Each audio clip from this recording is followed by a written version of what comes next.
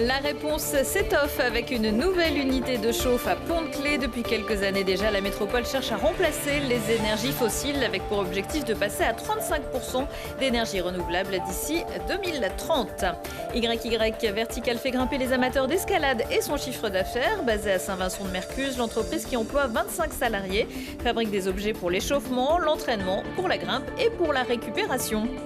Et puis, Télé Grenoble prend de la hauteur. Dans quelques minutes, on retrouvera nos deux journalistes, Lina Badreddine et Lucille Dailly, sous la neige en direct de l'Alpe d'Huez, où vient de débuter le 27e festival du film de comédie. Bonsoir à tous, ravi de vous retrouver dans ce JT du lundi 15 janvier 2024, du lundi au vendredi à partir de 18h, l'essentiel de l'actualité du Grand Grenoble. Adieu tout gaz, essence et fioul, bonjour énergie renouvelable. La métropole Grenoble-Alpes se donne encore 6 ans pour faire augmenter de 35% la production d'énergie sur son territoire, pour se prémunir des coûts volatiles des énergies fossiles, mais aussi pour réduire ses émissions de CO2, du solaire thermique, de la géothermie ou encore du bois énergie, comme sur le réseau de chaleur de Pont-de-Claix. Cléa Dubré et Elisa Profissé. Habillée de bois, la nouvelle chaufferie se fond dans le paysage pontois. Pourtant, ces deux chaudières participent à l'essor des énergies renouvelables dans la métropole. Le principe de ces réseaux de chaleur, c'est bien de venir remplacer dans les bâtiments les chaudières qui sont encore pour certaines alimentées avec du fioul ou avec du gaz ou pourquoi pas des chauffages électriques qui donc sont remplacés par des échangeurs de chaleur qui sont au pied des immeubles et qui viennent distribuer donc de la chaleur qui arrive sous forme d'eau qui est chauffée par la chaufferie centrale, donc qui est juste derrière nous et qui elle est alimentée grâce à du bois. Donc on a bien une source d'énergie renouvelable qui est mutualisée pour différents bâtiments et qui vient remplacer les autres modes de production de chaleur qui sont pour la plupart en énergie fossile. Donc on est vraiment sur de la substitution du fossile par du renouvelable. Avec ce projet, l'accent est donc mis sur les ressources locales et la réutilisation des copeaux de bois. On a développé un nouveau réseau de chaleur qui fonctionne avec du bois qui provient pour 80% des forêts de moins de 50 km, en fait des débris des forêts, ce n'est pas des coupes blanches des forêts, c'est vraiment les débris, donc c'est très vertueux. Et il permet tout simplement de relier plus d'une quarantaine de logements sociaux aujourd'hui ici sur Pont-de-Claix et beaucoup d'équipements publics. D'autres réseaux ont été installés à Giers et à Fontaine, une façon pour la métropole d'assurer son indépendance énergétique et économique. Aujourd'hui, la question énergétique, c'est aussi une question de coût. Donc ça permet d'assurer une stabilité du prix de la chaleur pour les années qui viennent. Les efforts se poursuivent, de nouveaux projets sont prévus dans les prochains mois. À Mélan, 43 bâtiments devraient être raccordés au réseau de chaleur à bois. En plus de ces réseaux de plus petite taille, le réseau principal géré par la compagnie de chauffage est le deuxième réseau de chaleur urbain de l'Hexagone.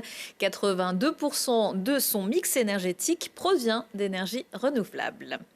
Une manifestation contre la loi immigration a réuni environ 1 millier de personnes dimanche après-midi dans les rues de Grenoble, de la place Victor Hugo à la place de la Simèze, sur les quais.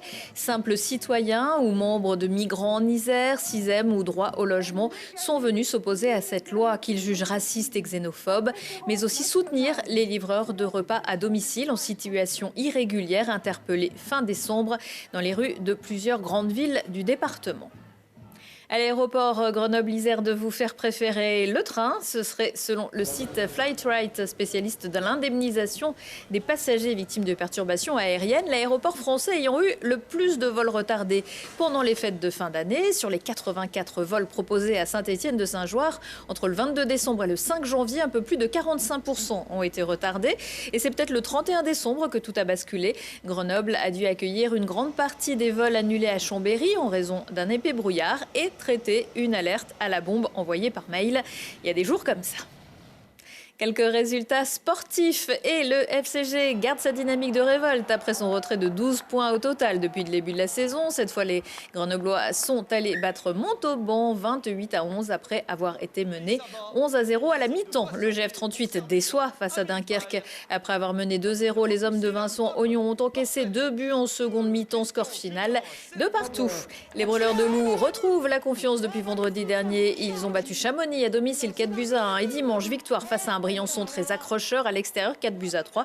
Les Grenoblois joueront mardi soir à Pôle Sud contre Angers. Puis Marion Boras est championne d'Europe.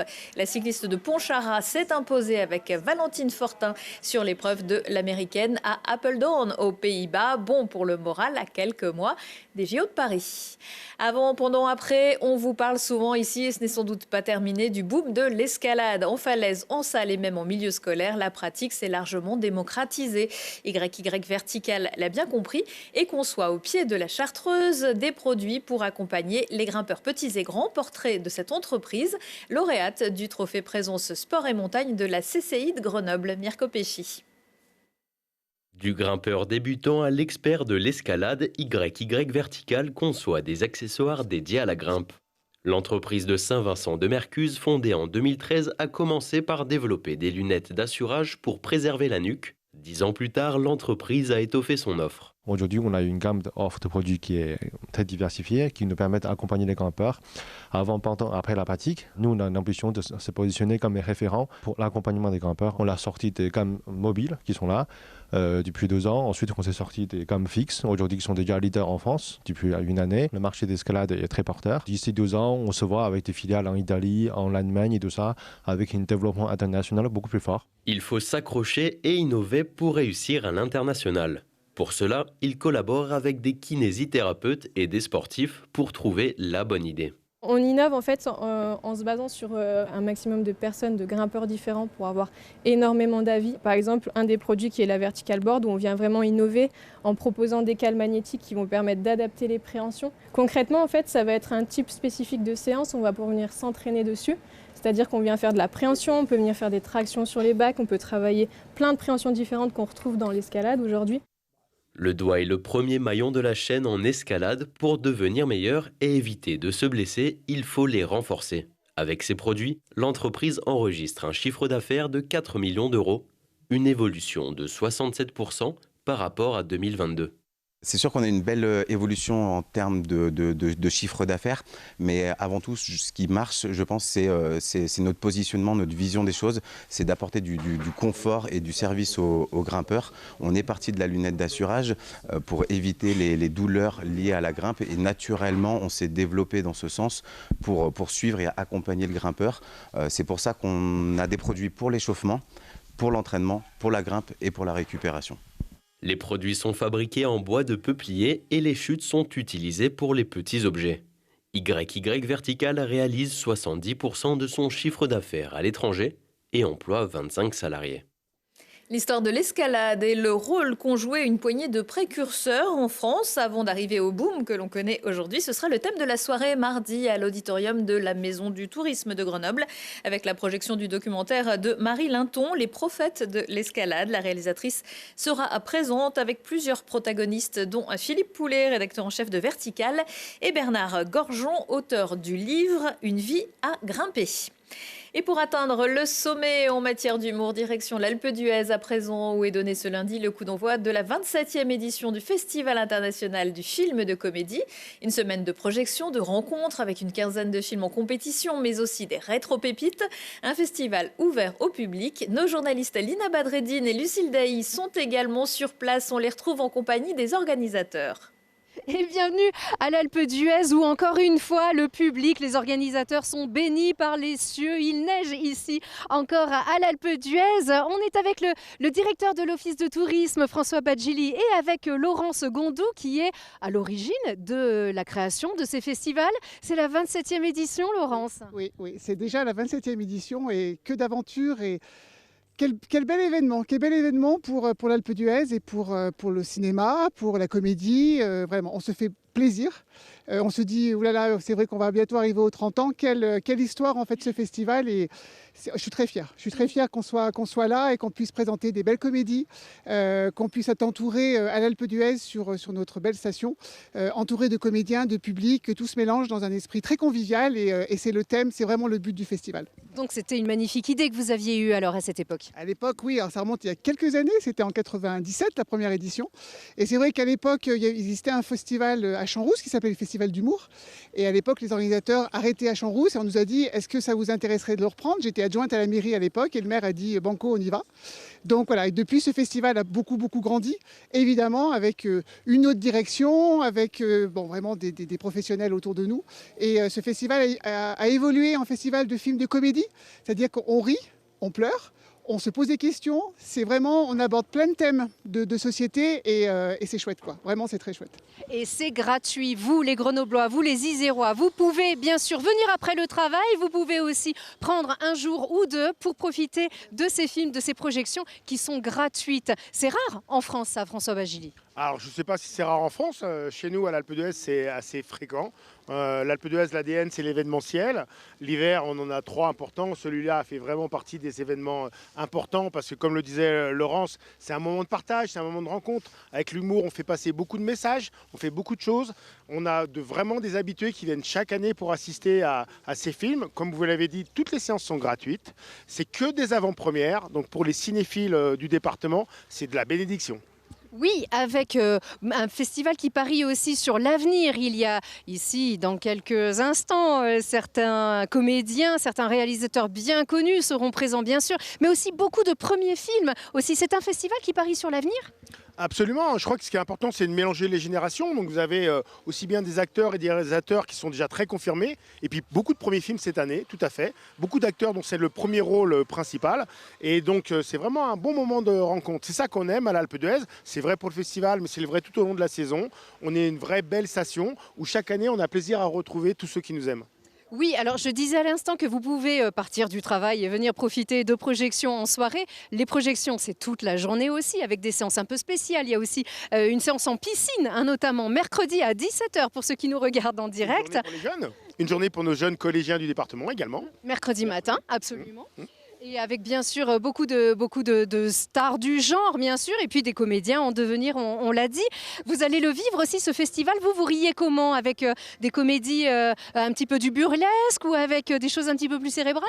Alors moi je rigole pas facilement, mais je passe de bons moments, je suis là tous les soirs bien évidemment, pour être auprès de tous nos invités, et ils sont nombreux, pour les accueillir dans les meilleures conditions, et puis pour assister à tous ces films. Il faut savoir que les plus grands films de comédie français sont passés par l'Alpe d'Huez. Aujourd'hui, les producteurs calculent leur sortie de film pour être programmés à l'Alpe d'Huez. Ça, c'est un beau signe de réussite. Une référence aussi, un grand temps fort aussi dans toute la saison de l'Alpe d'Huez, hiver comme été. C'est vraiment un moment important celui-ci.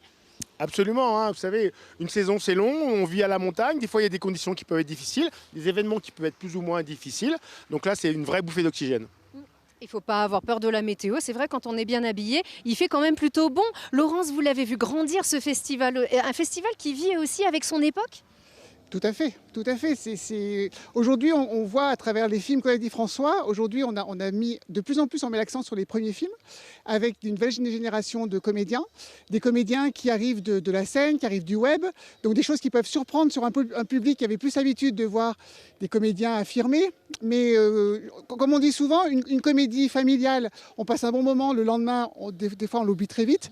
Des films un petit peu plus pointus sur des sujets de société, ça marque plus les esprits et ça c'est important, quoi. Donc vraiment le festival a évidemment beaucoup évolué et essaye d'être comment dire, associé à notre époque. Donc on a des publics très différents.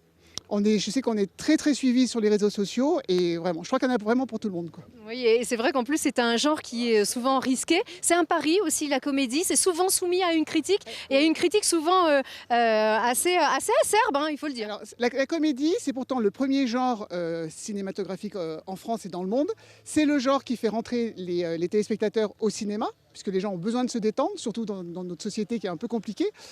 Mais par contre, c'est un genre qui est souvent décrié dans le monde de la culture parce qu'on se dit bon, la comédie c'est facile, alors que c'est pas facile du tout.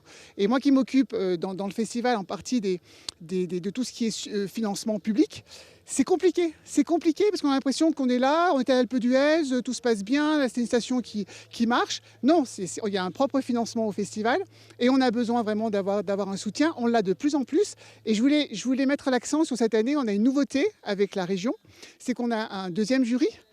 qui est parrainé, je ne sais pas, vous voulez peut-être en parler, pardon. Le festival, le jury des moniteurs. Le jury des moniteurs. Mais ça, je veux dire, c'est une idée extra parce qu'on le fera chaque année.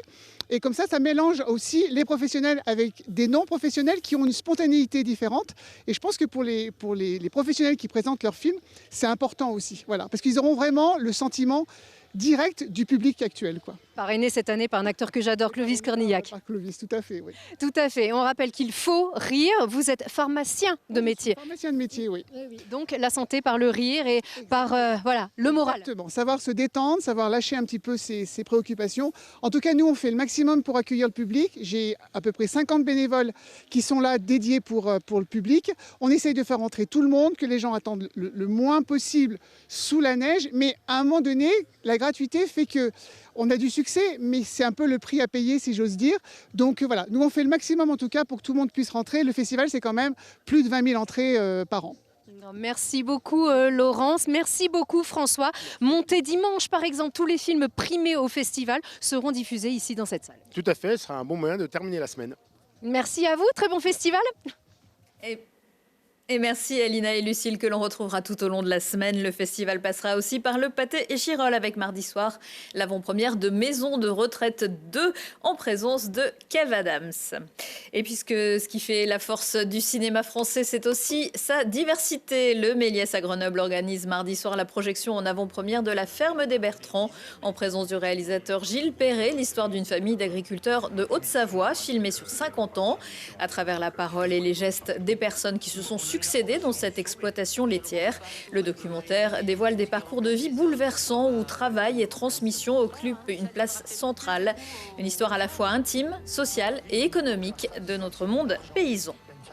L'ours de Tchekhov, comme vous ne l'avez jamais vu, la compagnie L'Escabeau propose avec Derrière l'ours une aventure tridimensionnelle inédite qui dévoile au public l'envers du décor, en l'occurrence mardi soir de la scène du Cairn à Lens-en-Vercors. L'histoire, c'est toujours celle de la jeune et jolie Madame Popova, veuve et isolée du monde, qui reçoit la visite de Smirnov qui vient réclamer la dette de feu son mari. C'est ainsi que le spectateur assiste aux 3 points de vue, depuis la salle, depuis les coulisses et puis depuis les loges. Retour de l'actu dans 1 heure et en replay sur télégrenoble.net. Excellente soirée à tous.